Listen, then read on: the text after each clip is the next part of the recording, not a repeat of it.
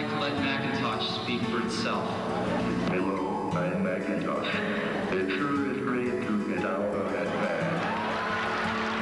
We think a lot of them are going to get into the home, but we like to say they're going to get there through the garage door.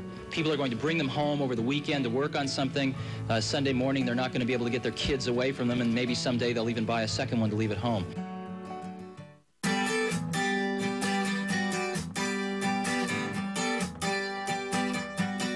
The strangest thing about Apple is it hasn't had a good consumer product. Here's one of the best consumer brands in the world, and they haven't had a compelling product under $2,000. And the one we introduced today, the iMac, is incredibly sweet. So I think it's going to make a big difference.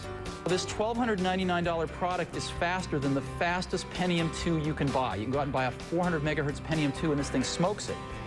And so it's amazing. And the market's never had a consumer product this powerful and this cool looking.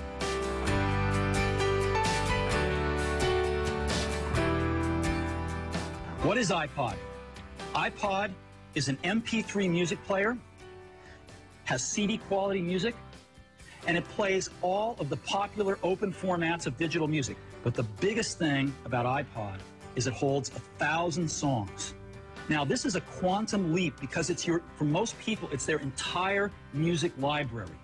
This is huge. The coolest thing about iPod is that your entire music library fits in your pocket.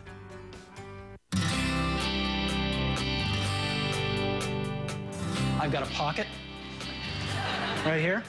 Now, this pocket's been the one that your iPod's gone in, traditionally. The iPod and the iPod mini fit great in there. You ever wonder what this pocket's for? I've always wondered that. Well, now we know, because this is the new iPod mini.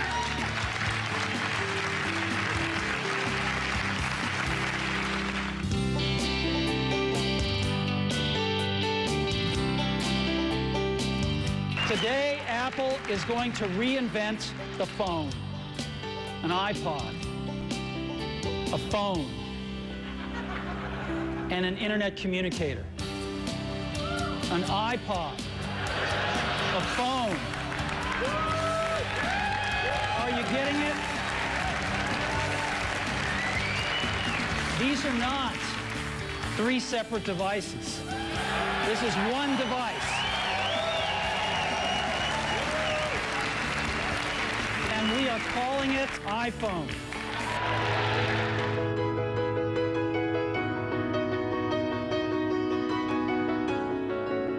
And the question has arisen lately, is there room for a third category of device in the middle?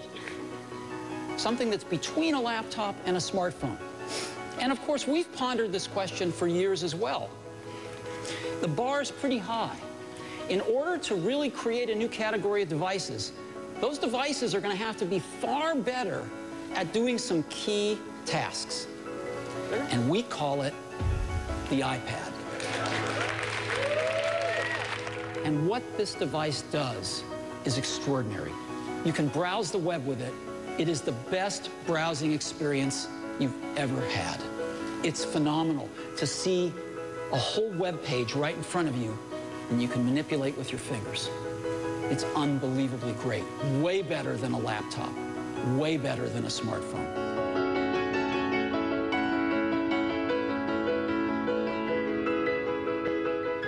For 2010, we're going to take the biggest leap since the original iPhone. And so today we're introducing iPhone 4. The 4th generation iPhone. Stop me if you've already seen this. Believe me, you ain't seen it. You've got to see this thing in person. It is one of the most beautiful designs you've ever seen. Hey, Johnny.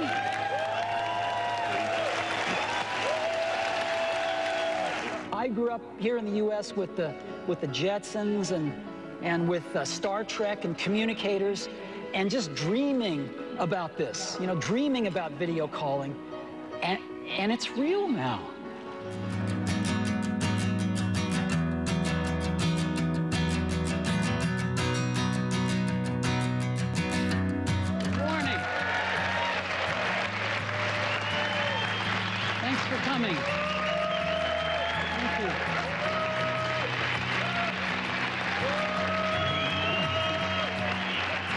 Thank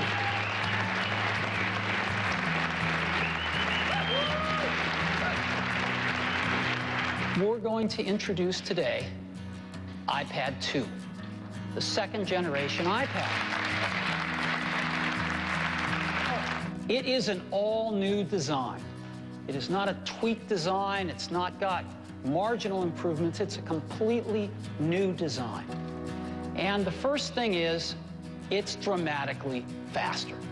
One of the most startling things about the iPad 2 is it is dramatically thinner. Not a little bit thinner, a third thinner. And that is iPad 2.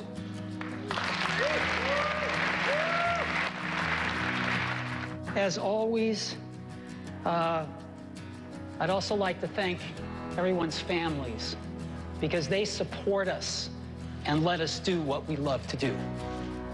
So thank you very much to our extended families out there who make it possible for us to work our tails off making these great products for you.